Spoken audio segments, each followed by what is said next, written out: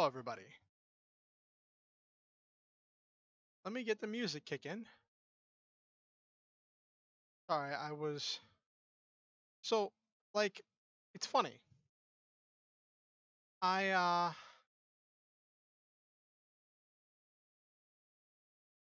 Kick in, come on, go.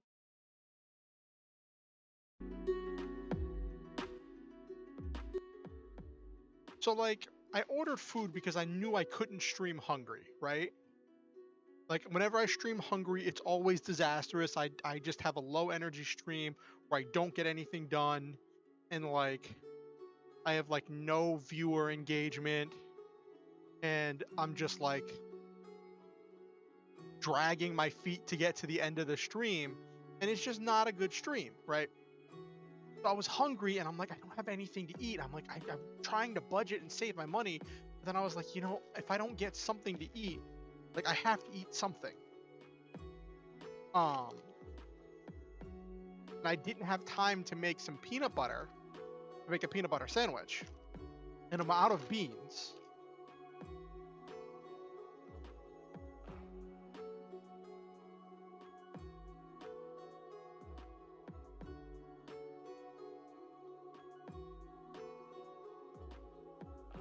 If it sounds like I'm far away, it's because I have the mic away from my mouth while I'm eating.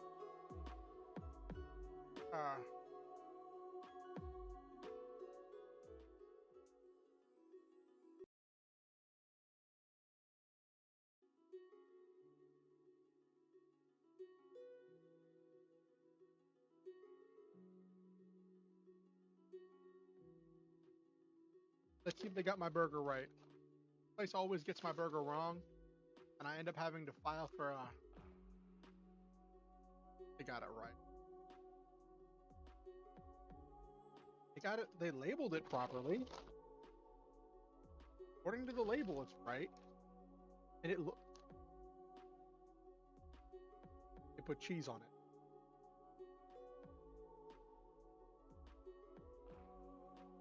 Not order cheese on my sandwich.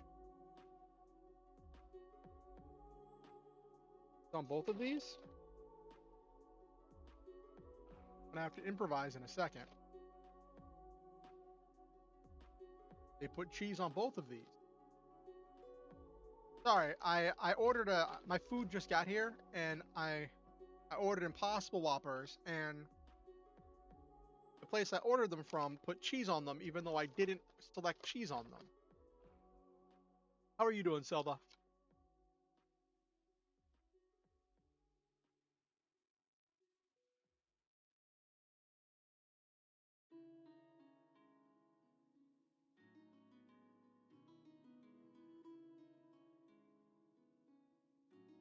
Like, whenever I go to, so it's this one Burger King that always messes up my order.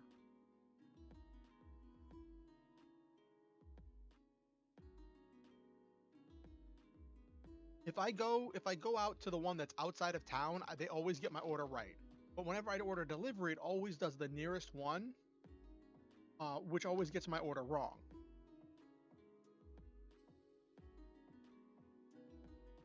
All right.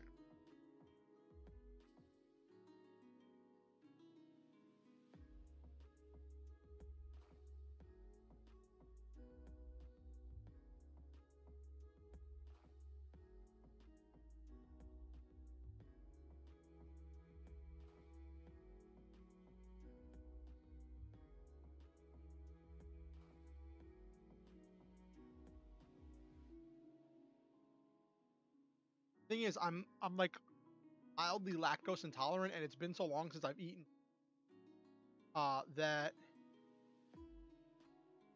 uh I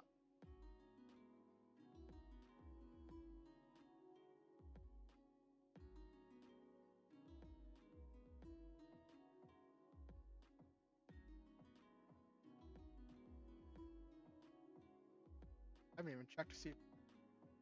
Yeah, I got fries. Give me a straw. They didn't give me a straw for my drink.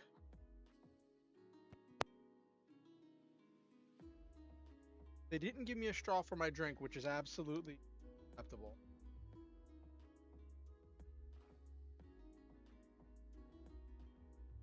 I'll use one of my old. Okay. Is unsweetened iced tea.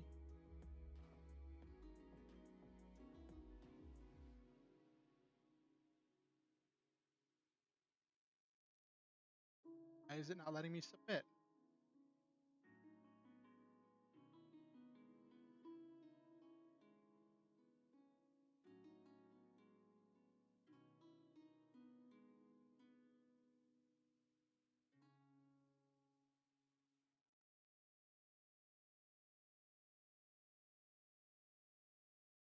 Doing this to me again. All right. Now I have to decide if I want to deal with if I'll deal with the tummy ache or if I want to deal with the trouble of trying to scrape off this cheese.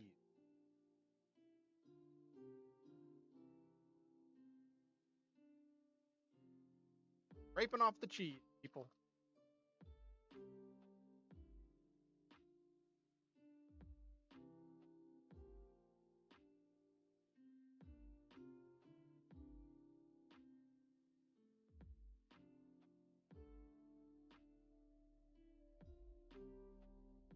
You all get to hear me as I scrape the cheese off my sandwich.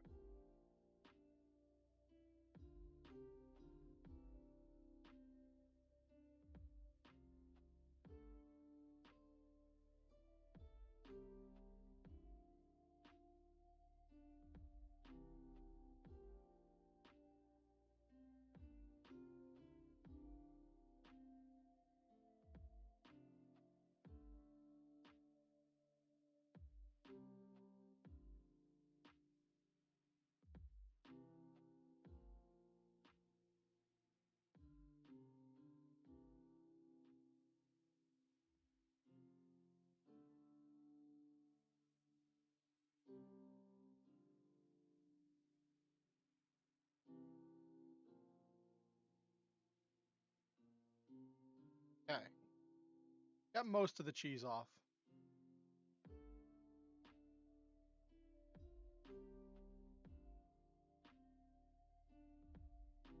Oh goodness. I would almost prefer the cold cheese.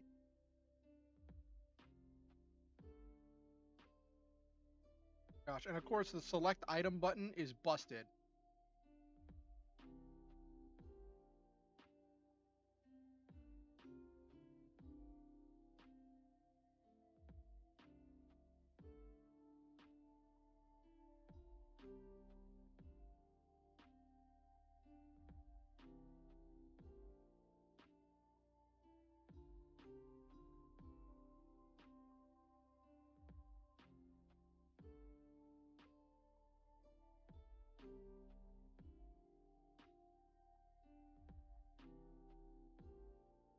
I need to talk to a person.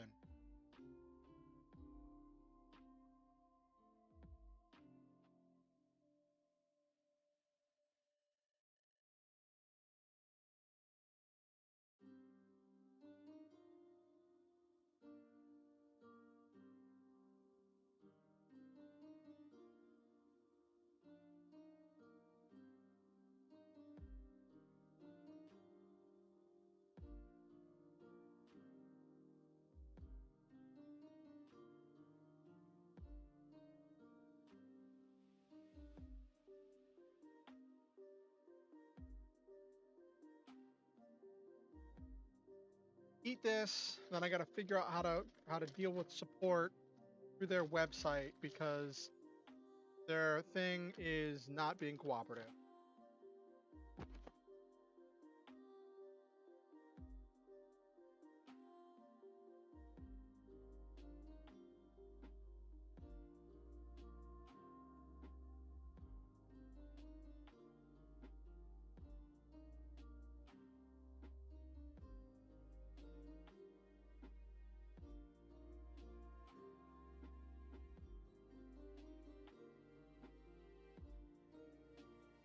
And they put ketchup. I said no ketchup. I said I wanted mustard.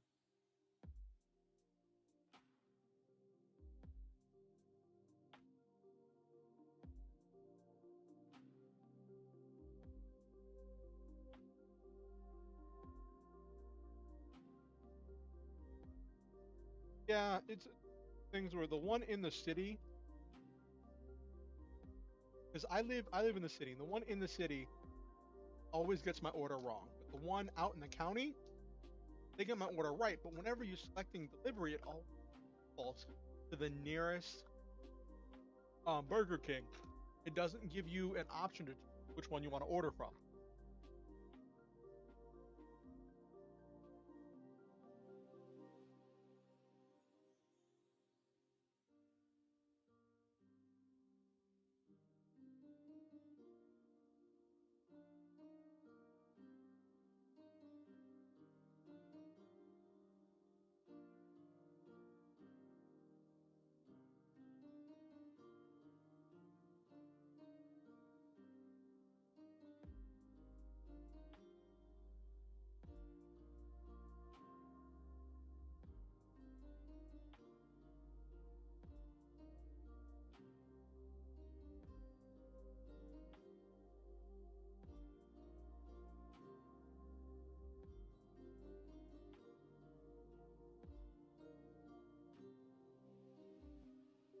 So how was everybody else's weekend? Anybody do anything special for Easter?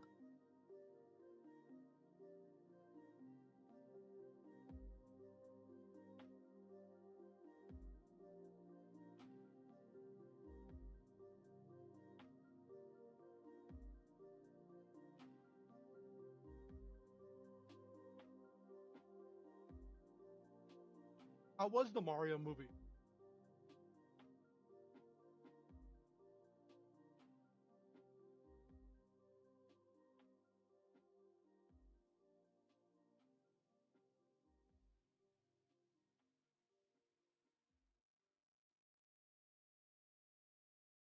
All the stuff I've heard about it said it was surprisingly good.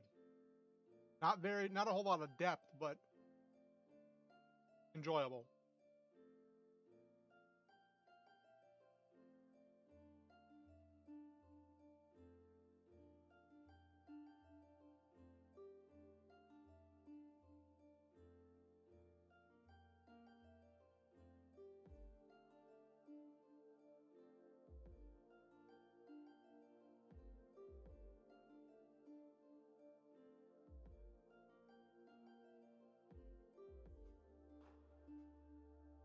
Mhm. Yeah, I can see.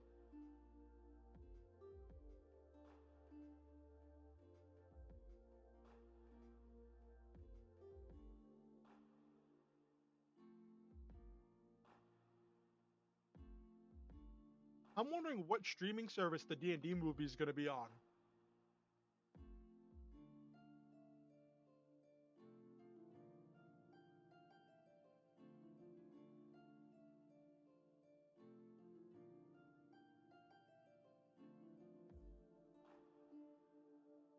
I find it funny that there's a lot of people who are watching the D&D movie that uh haven't been to the movie theater in a long time. So when they see that thing that movie theaters do now for movies, where it's like has the actors of the saying thank you for watching the movie as it's meant to be seen in theaters, people thought that was just a Hasbro thing. Like, no, it's a movie thing.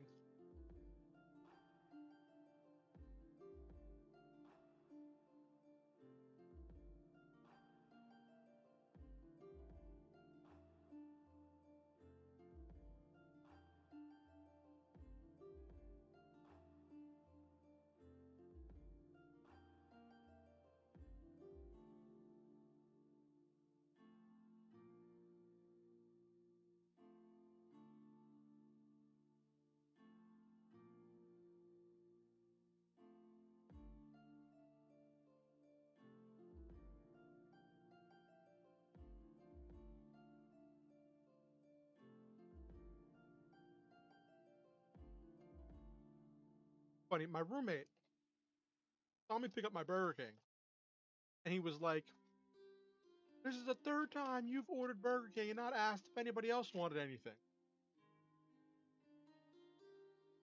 I just stare at him because I can't afford to get anything. I can barely afford to get food for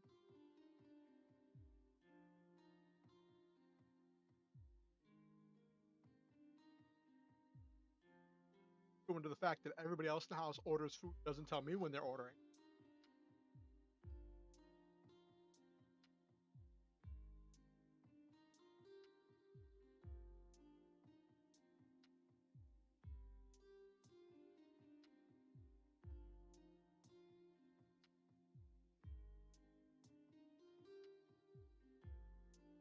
Oh, did they get the D20 popcorn bucket? They go for the D20 popcorn bucket?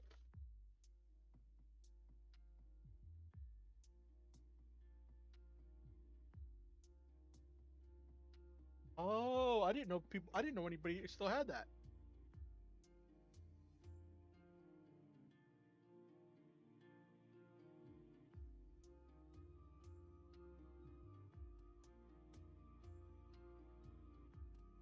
Mhm. I figure my roommate's probably joking with me, but it's still kind of funny the way that it all happened.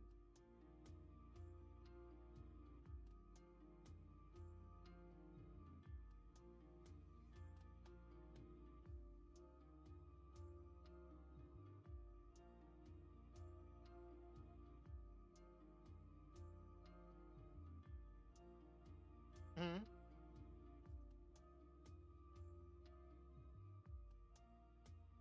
It amazes you people go to theaters, Nabiru.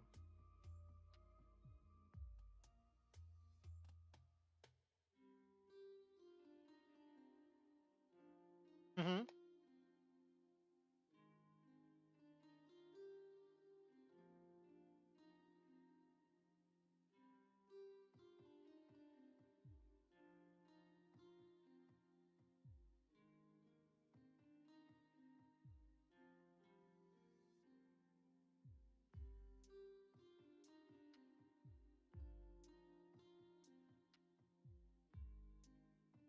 You'd rather watch the '90s Mario movie? Okay.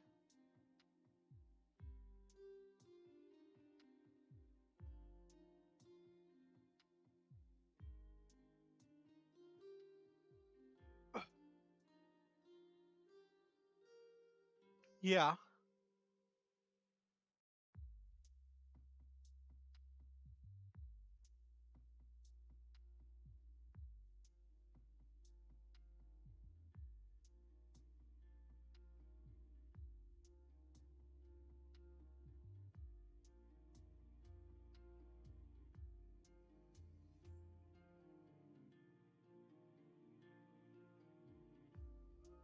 Okay.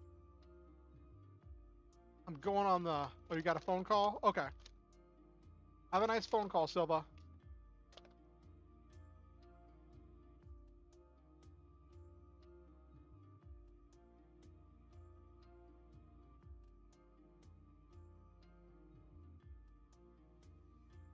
All right. I'm. Well, at least I ate something.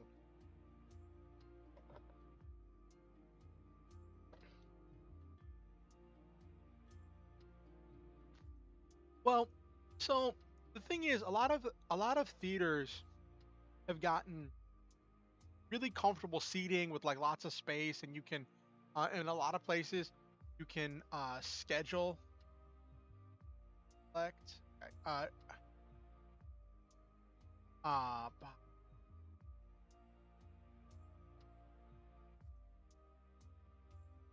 a lot of places you can select your seats.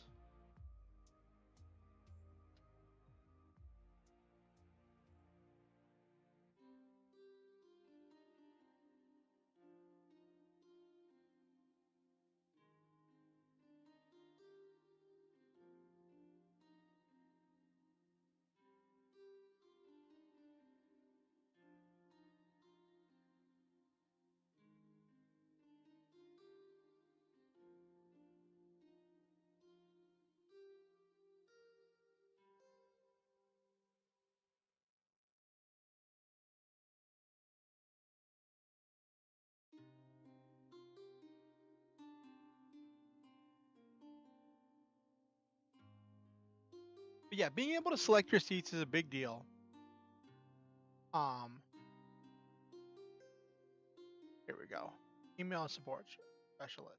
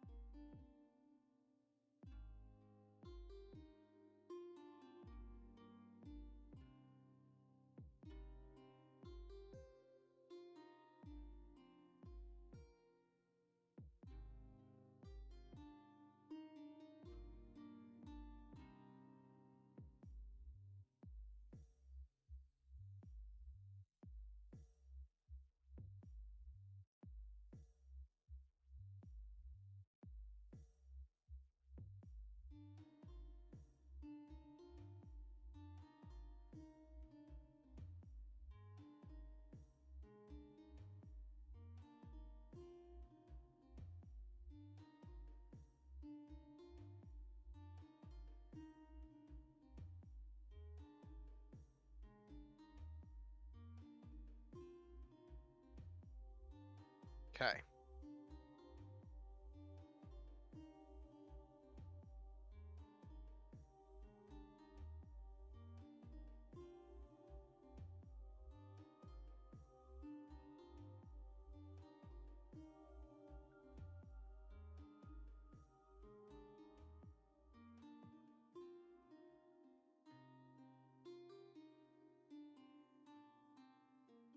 All right, so I'm currently going full Karen mode right now, writing an email to Burger King support, letting them know that it is unacceptable that I uh received a um that I received 2 burgers, both of which with cheese when I ordered no cheese. So let's get to the just chatting screen now that I've finished eating for a little bit. Get off this starting soon screen. Come on. There we go. Cool. Awesome. Outstanding.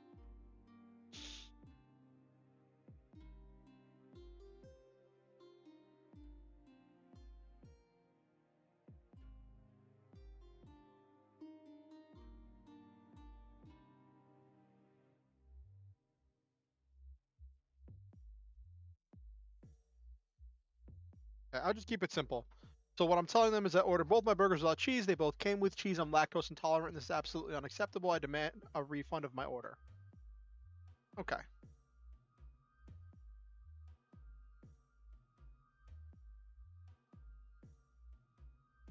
Okay. Then they'll probably email me within the next 2 days.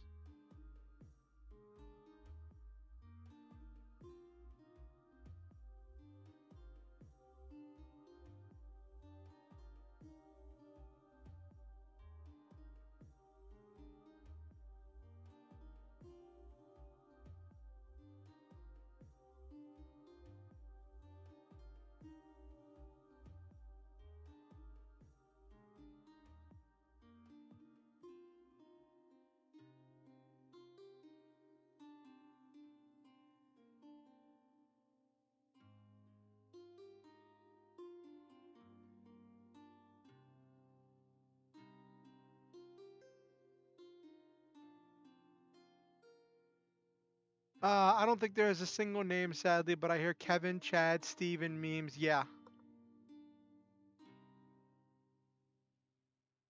All right.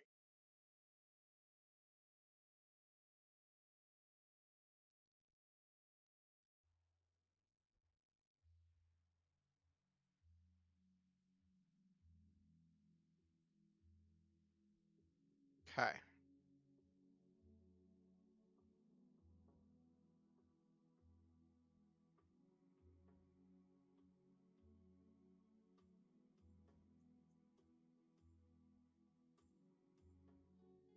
It's funny. So, like this place, whenever I get delivery, they get things wrong so many times.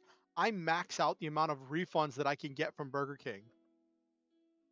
Like a month ago, I reached the point where they'd gotten so many orders wrong that Burger King couldn't give me refunds anymore.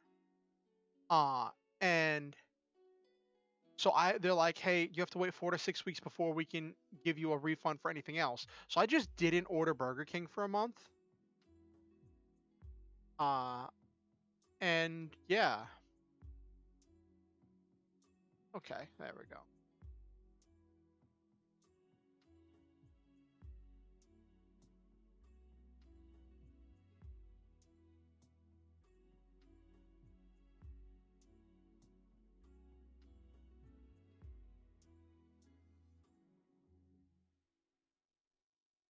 Okay. So, yeah. And like originally, I felt comfortable. So for the thing was Burger King would always give me at least a partial refund, right? Um, and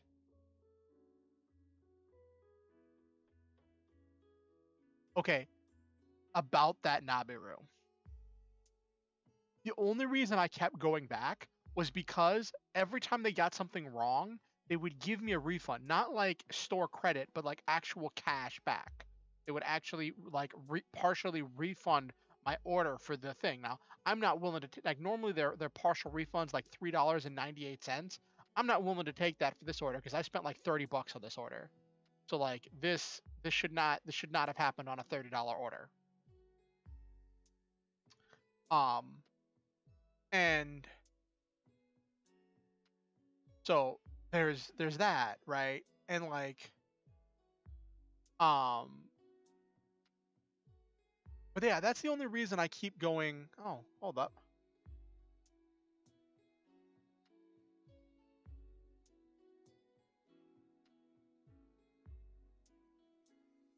I guess that works.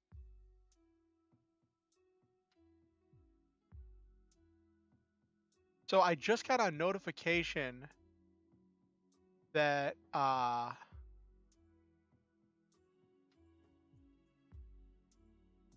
I'll take it. They're giving me a partial refund of 20 I spent like $36. They're giving me a partial refund of $26. I spent 34, they're giving me 26. So it's like I'm out $8. That's what I paid for like the delivery and all that other stuff. And you know what? I'll take it. That was fast.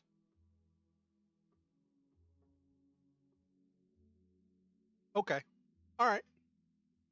And see this right here, under normal circumstances, because Burger King is normally so quick to give me a refund, and they're so quick to just be like, okay, here, we'll make this right. We'll do something to make it right.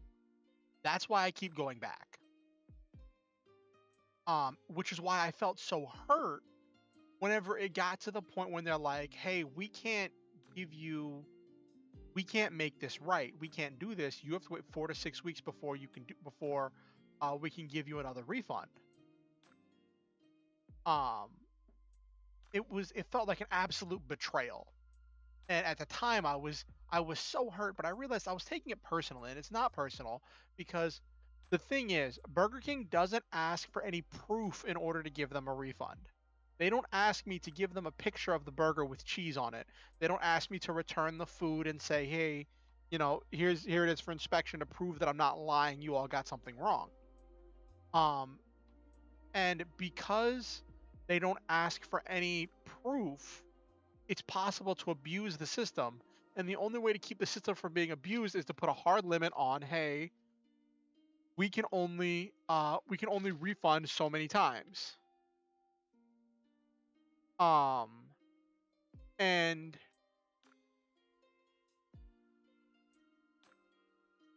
so I get that, and I realize it's not personal.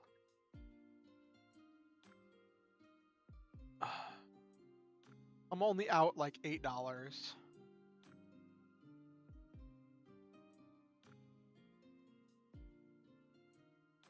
Which covers like like that. It's funny because the $8 I'm short is actually uh the cost for the drink and the fries that I got. So that's the only thing they didn't refund me for.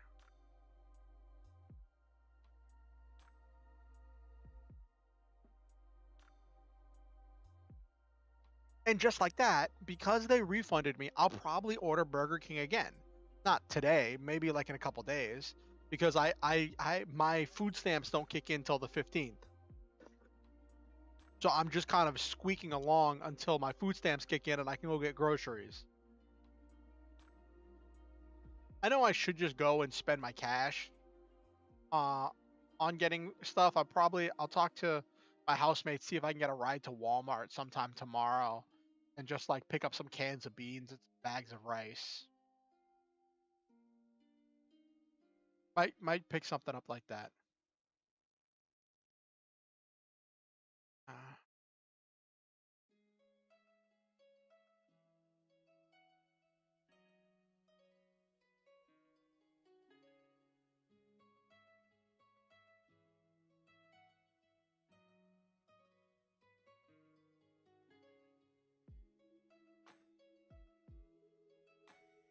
okay.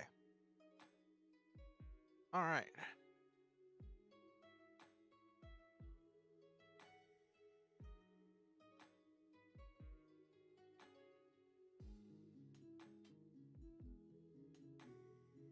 Okay. That is fast for an email response. I wonder if it's because they knew I was streaming. uh, Stream my complaints. That's how I get Burger King to listen. I know I should just get Taco Bell. Like,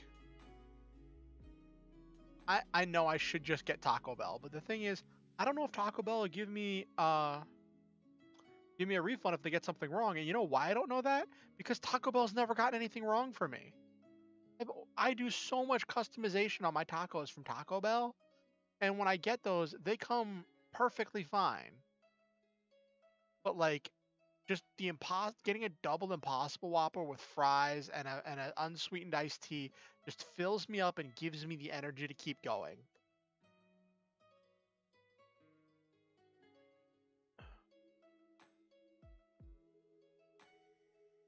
Ah.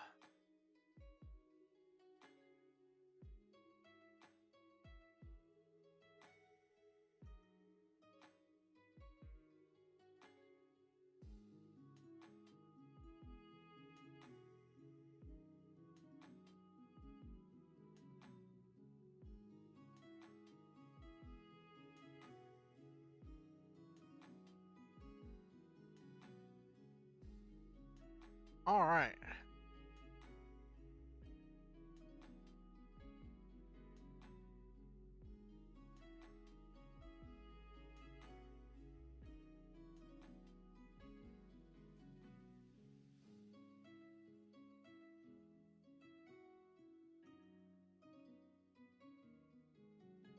Okay, now let's focus. So originally, right, I was supposed to on Sunday, I was supposed to run a one shot to play test my TTRPG that I made, right? And I was hyped for it. You know, we went over stuff. I outlined how I designed stuff, and I on Friday stream, and I had everything lined up for it, right? And then when it came time to do it, like I was running late because I just didn't get up and didn't get energy, and I had to cook some food. Um, and then one of the things about cooking food in this house is that like we all share food, especially because like there are some people in the house that are trying to eat healthy, so then I'm technically cooking for them. So like when I cook food that for me would last like 3 to 4 days, I have to take into account that I'm not the only person who's going to be eating it. And so it ends up only lasting like 2 days. Um, which is something I have to get used to. Um, but yeah, so that happens. And uh I was running late, and then by the time I got everything situated, I was like, and one of the other people. So originally it was going to be two people. Then one person said they were going to be running late, and so I was like, and the other person's like, hey, I haven't had a chance to read the document. And then somebody was like, hey, this will give Orion a chance to explain this game. And I'm like, yeah, I can explain the game. So we sat down, and I'm getting ready to explain the game, and my friend who's supposed to be playtesting it with me, she's just like, listen, I just woke up. I'm really tired. I don't have the mental capacity to learn something new right now. And I'm like, I'm disappointed, a little bit sad. Um, but I was like, okay. And she's like, I might feel better later. Let's wait for the other person to join us because they said they'll join us later. And when the other person joined us, uh, she was still feeling like not functional. So we didn't end up doing the playtest, which was I was kind of sad about because I really want to playtest it, but I have a plan for that, kind of. Um, and uh, we all just kind of spent last night just vibing. We used the YouTube activity button on Discord where we were all were we could all suggest YouTube videos, and we watch this special on Rickrolling, on where it all came from, and the history of the song. Uh, Never Gonna Give You Up, and like where all that, and Rick Astley's career. Um, and all that stuff, which was definitely interesting.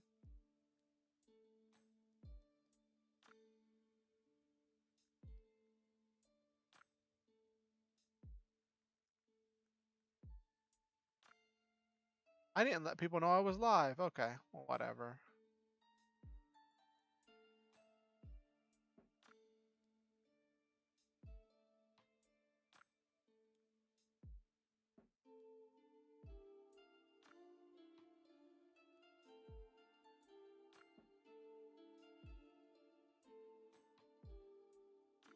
Ouch.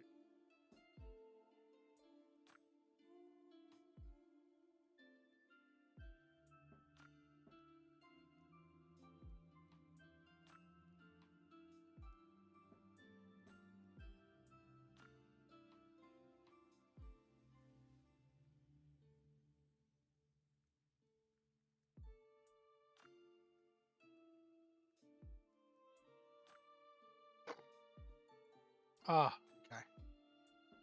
Much better.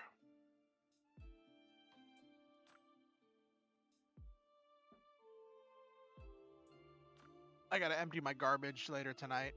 That's on my list of things to do. Ah. So anyway, my plan that I want to do, that I'm thinking about doing, is I'm thinking about doing a um a solo RPG playthrough of testing my game. I've been learning about these things, which reminds me I wanted to respond to something quick.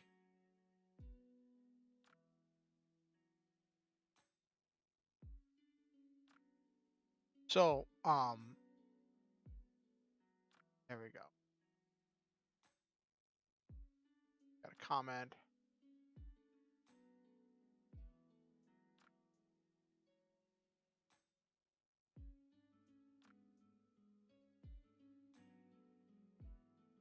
The title of the stream, the title should be uh do I even remember anything about this story or something? I don't remember. I know we're gonna get to the writing part. I just wanted to say something.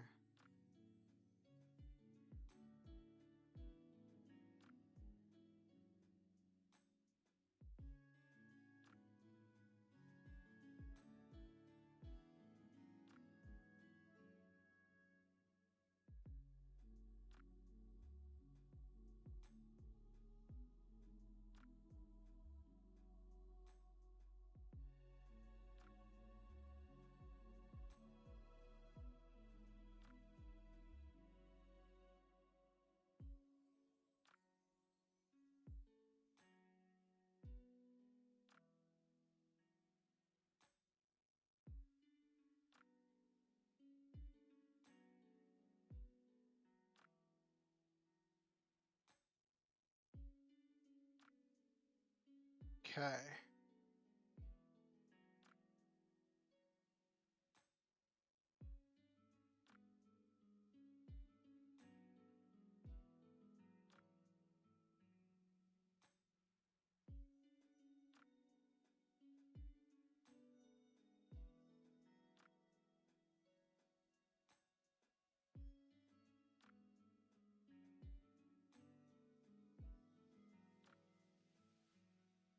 All right.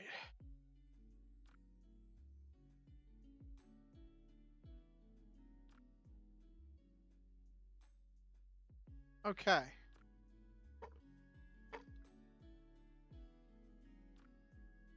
There we go.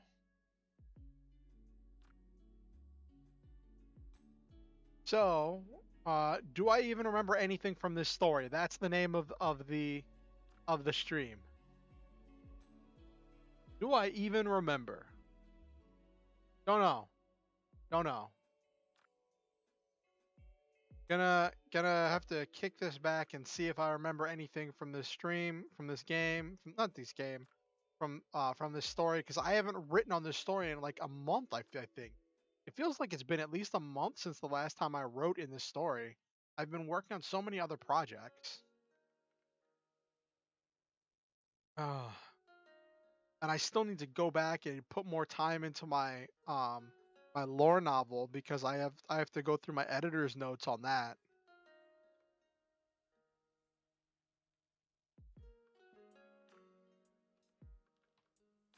Come on. Okay.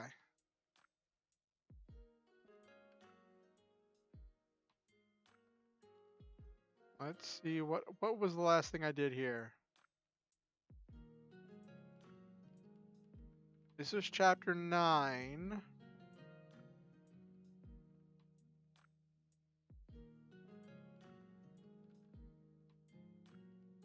How long was this chapter? Was this one of the long chapters? Yeah, well, this is a complete chapter. 21:57. Okay. How many words is in this so far? Up to 17,000. Okay. We're making good progress. Okay. Now let me check my outline.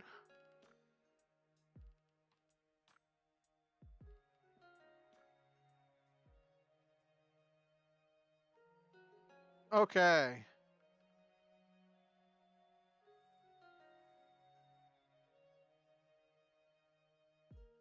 This needs to be the introduction for Grief Stormblood. The other, so we're going to change, uh,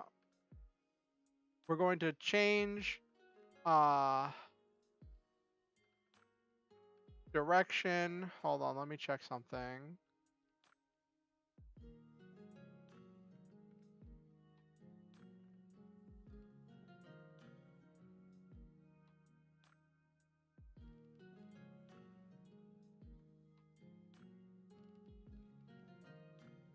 Okay, just looking at my notes. Trying to dig everything back up, trying to knock everything loose. I have no idea if this is gonna work. But we're gonna try. We're gonna change viewpoint.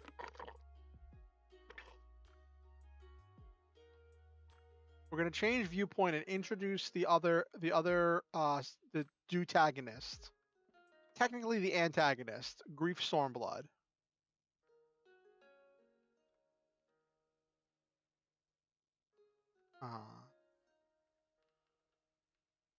All right.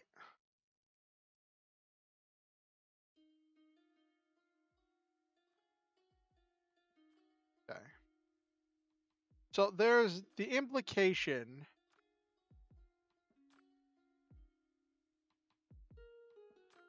There's the implication that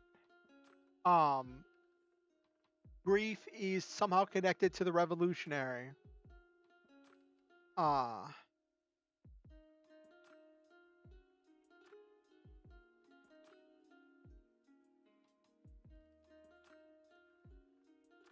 Okay. Okay.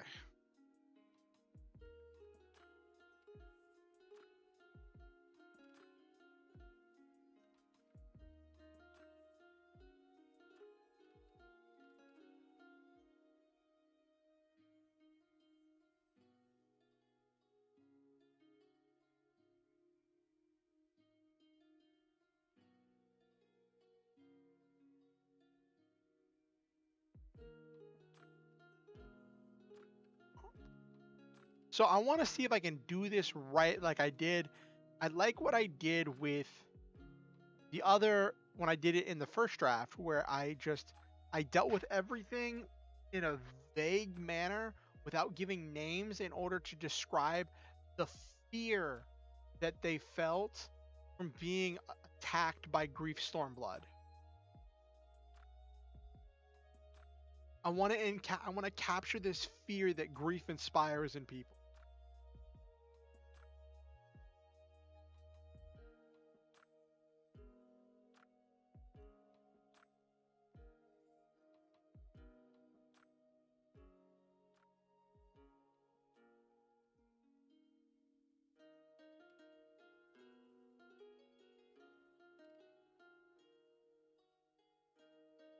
Ba-dum-bum. He said that spelled differently. It's Greif because it's a reference to Griffin.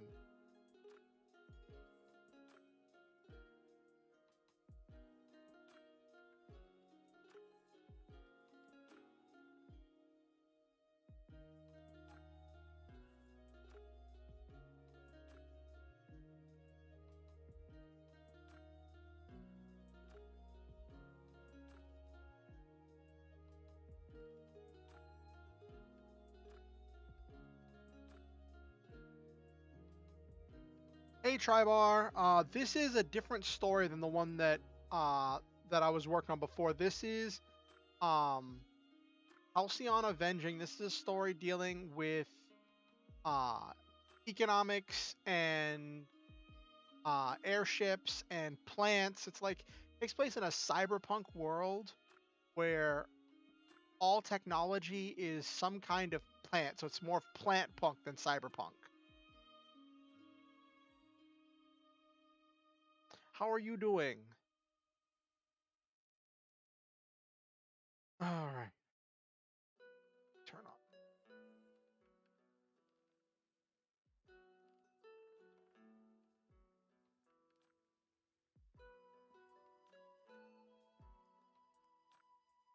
But so as for what's happening in the story, I'm just changing viewpoints of the story. Up to this point, it's been yeah, yeah. I did. I think I told you about this one.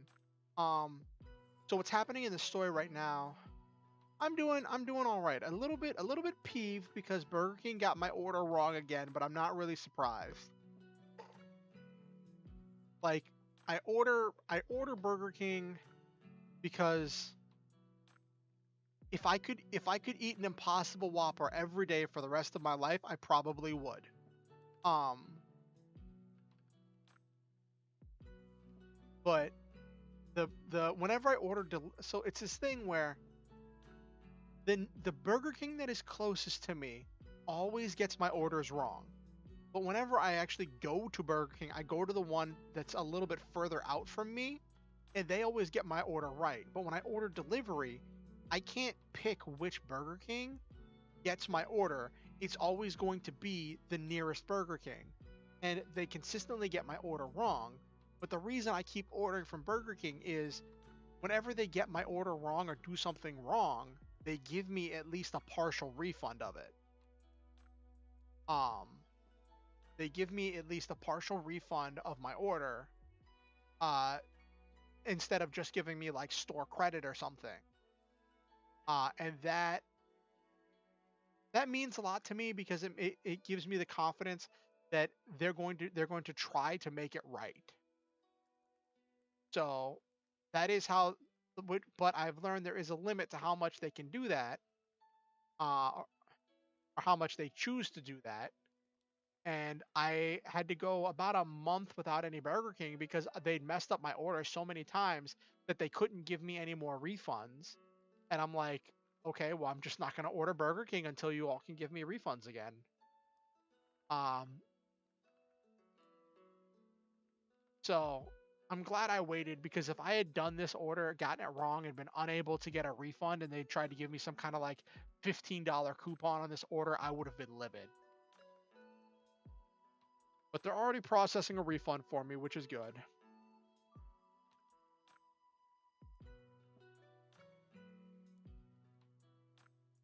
But because the thing is, I don't know why, but they put cheese on my Impossible Whopper. I did not select cheese on my Impossible Whopper.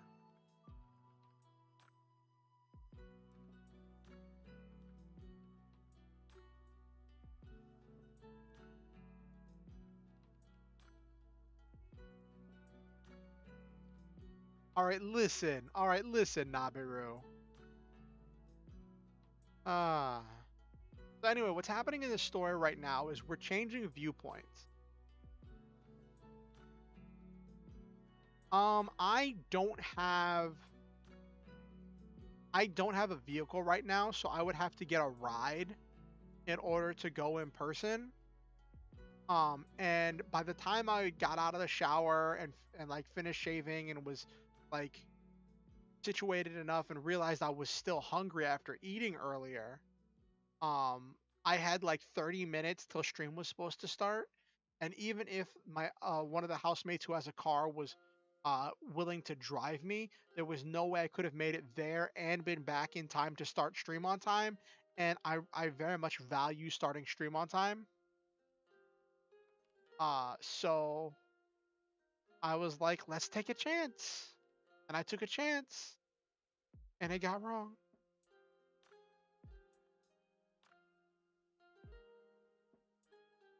Uh, Also, I get rewards points if I order with my if I order through the app that I could cash in for getting free food sometimes. Yeah, pretty much. Yeah, pretty much a really big fat F. I had to scrape off the cheese from the one burger I did eat because I needed to eat something or else I just wouldn't be able to make it through stream. All right, so what's happening in the story right now is we're changing viewpoints, but we're doing it a little bit weird. Instead of just changing from one protagonist to the viewpoint of the antagonist, we are taking this kind of in between viewpoint where I want to introduce the antagonist from the perspective of their next victim. So the antagonist is an air pirate, right? So I'm going to be introducing this ship that I'm never going to name. I'm never going to name the ship or never going to name any of the people on the ship because the idea is that this ship is just another statistic. They are just another victim of an air pirate. Um, and so I want to show the perspective from this unnamed ship of what it's like to be beset upon by this fearsome air pirate and her crew in order to be a way to introduce the antagonist instead of just switching straight over as part of the introduction. It's the only time I'm planning to do this, but I'm thinking it could go really well.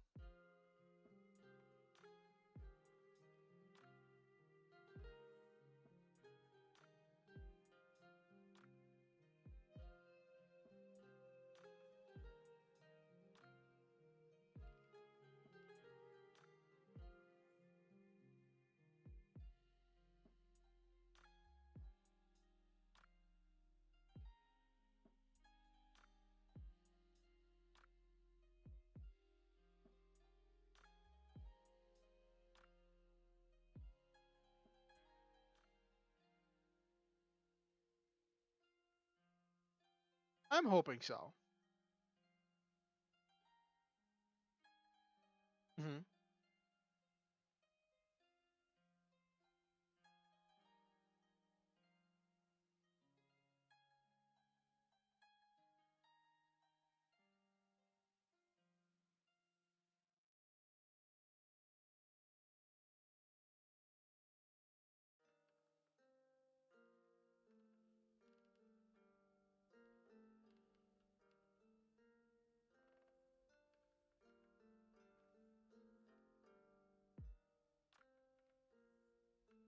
I think port is right side.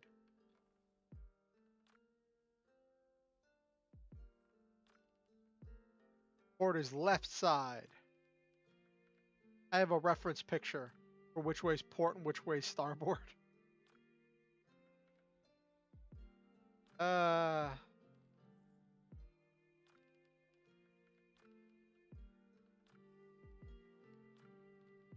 oh, whoops, I just realized that word processor was below my notepad.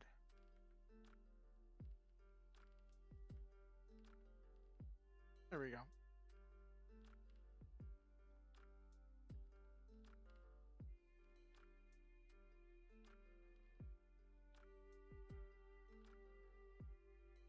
How was that game you were playing earlier, Monster Train? Were you testing out uh a new clan or whatever?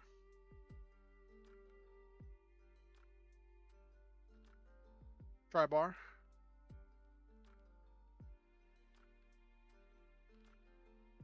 Ah, bruh.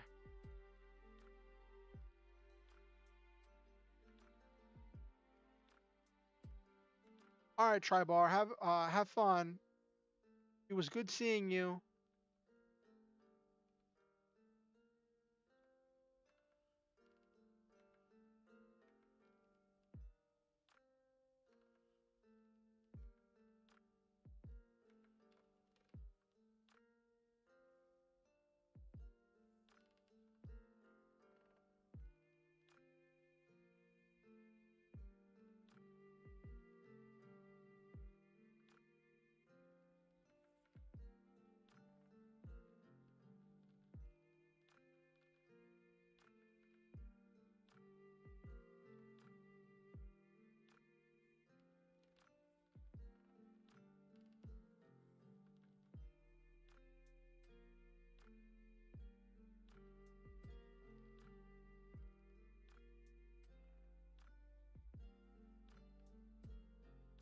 Port has 4 letters just like left.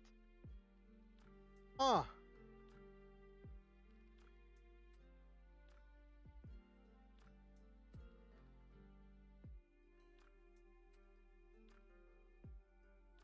I'll try to remember that.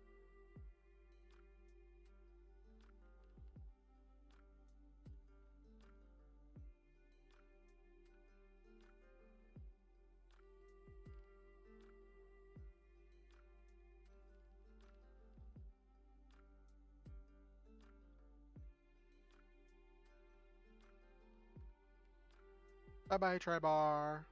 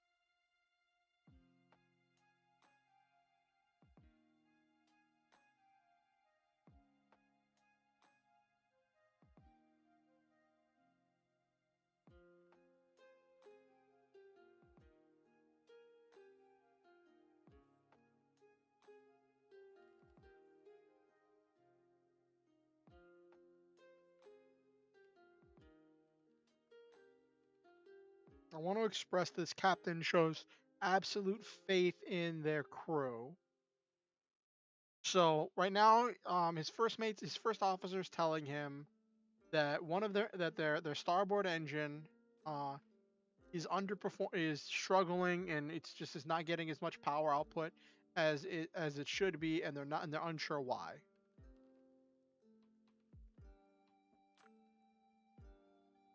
Ugh.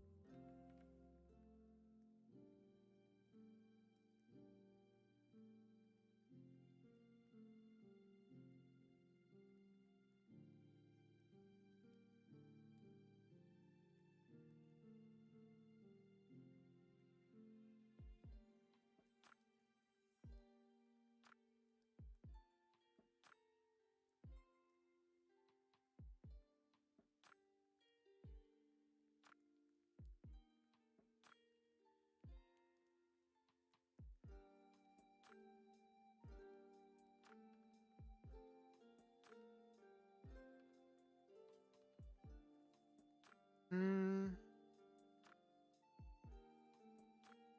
okay.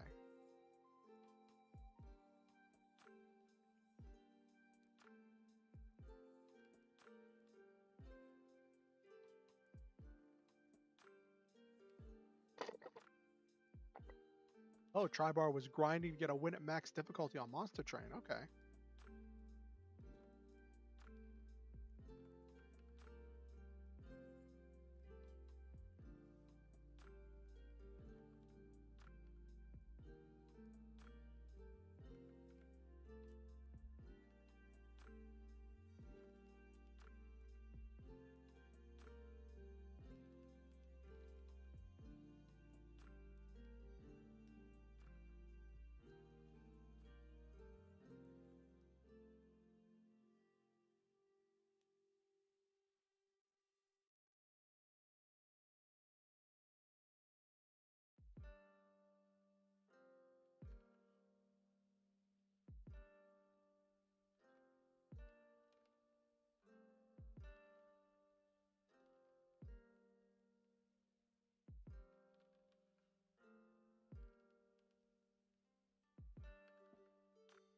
I gotta think about more of like what I want for these airships, because like ever since I had my original vision for how these airships worked, I've done research on not I, research is a strong word. I've used my Google foo to find out some stuff about some plant technologies, right?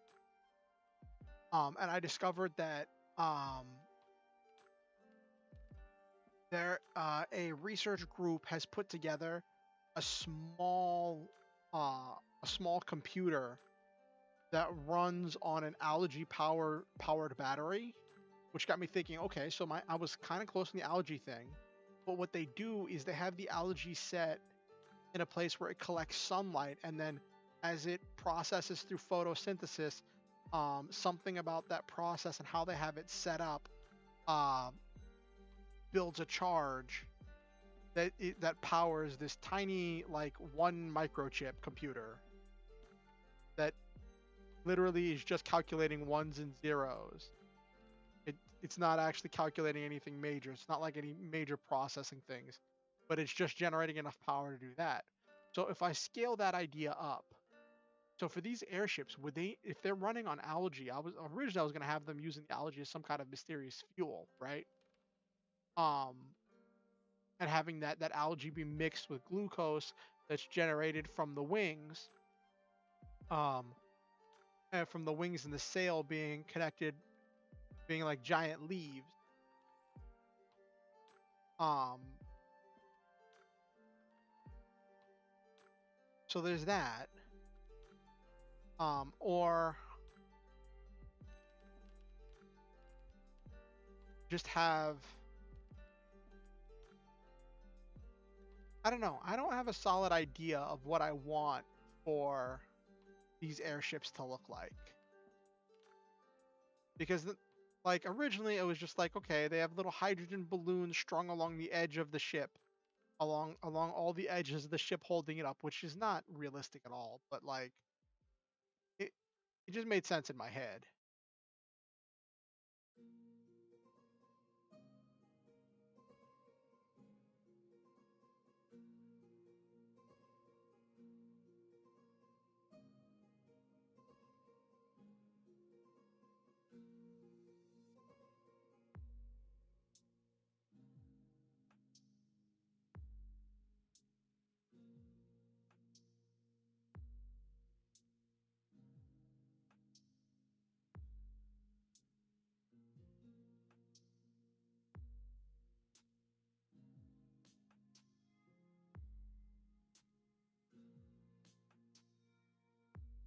Yeah, that was that was kind of my idea of just like not leaning into it too hard.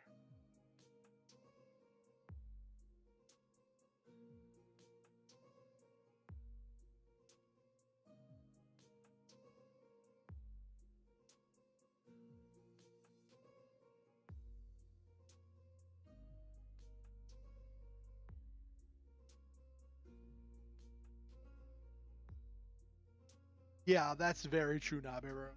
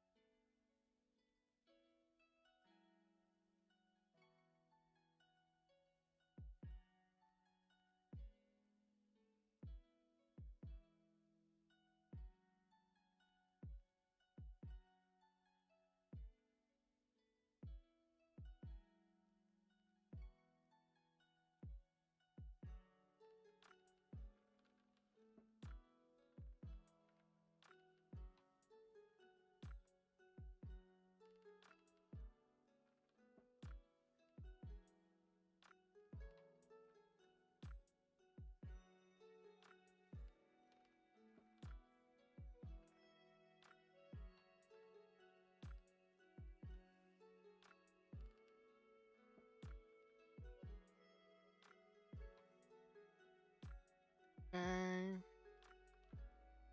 So here it's a thing where like the crew is still worried about the whole extermination order, and it's like this is one of the things. Whereas this is also showing a different type of ship.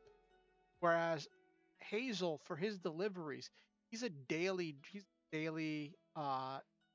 delivery pilot where he delivers a large number of these small deliveries over the course of a day, between these different locations, but then always comes back to uh his home port at the end of the day.